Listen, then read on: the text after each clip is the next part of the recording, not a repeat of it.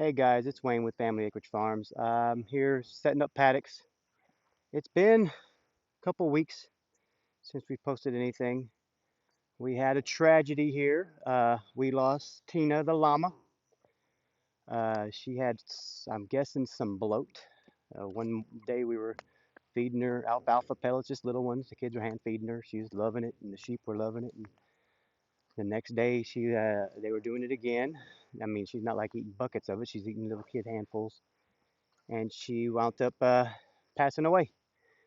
A couple days after that, well, that day she started foaming. Hillary got really worried, even was able to shove her hand down her throat. She was worried about her and didn't feel nothing down there, thinking she was maybe choking. And so we figured she may have some bloat. So we came back and tried to give her some like sodium bicarb or something like that, but that didn't work. We couldn't get it down her, but we put some in her water.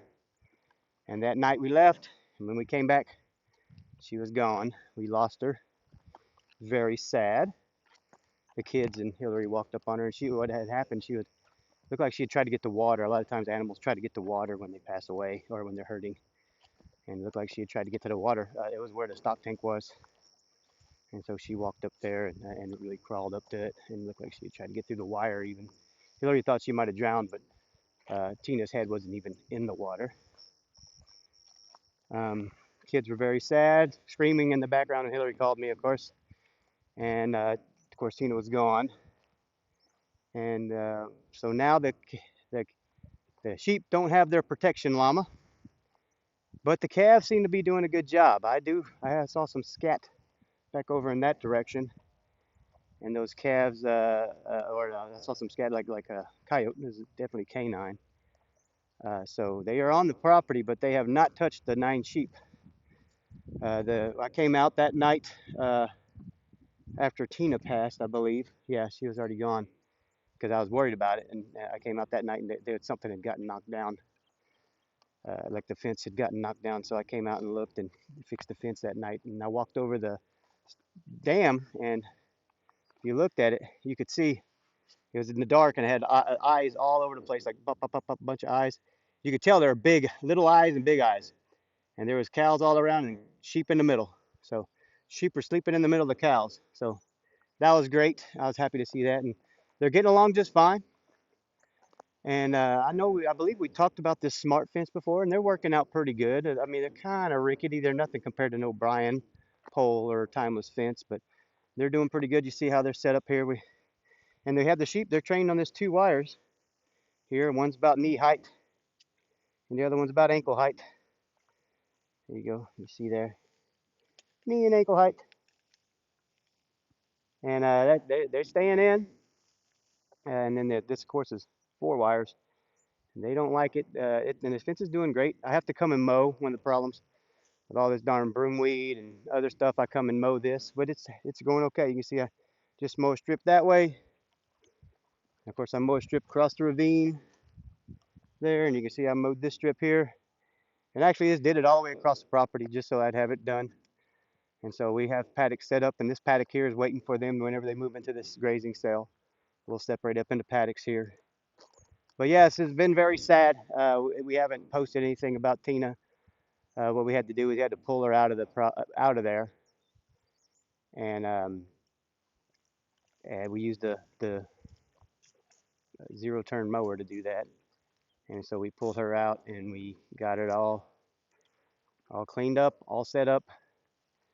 I believe I believe it was bloat. I also saw that she had pretty bad bloodshot eyes. She had a little bit of blood in her mouth, like around her gums, and I looked that up. And the only thing I saw was on cattle, but it said that they do that, like something will rupture inside them and cause that. So we buried her in the ravine underneath a bunch of branches because you can't dig out in this soil. We've literally had, what is today? Today is the 27th, 28th of September, and we've had one measurable inch of rain, and I don't even think it was all at once, maybe half an inch here, half an inch there, since June, since we got the, since before we got the sheep here. And now these guys are living on borrowed grass. They're coming through and really hitting the lignin and stuff. There's nothing in here that has any protein. So I've been throwing a bale of hay.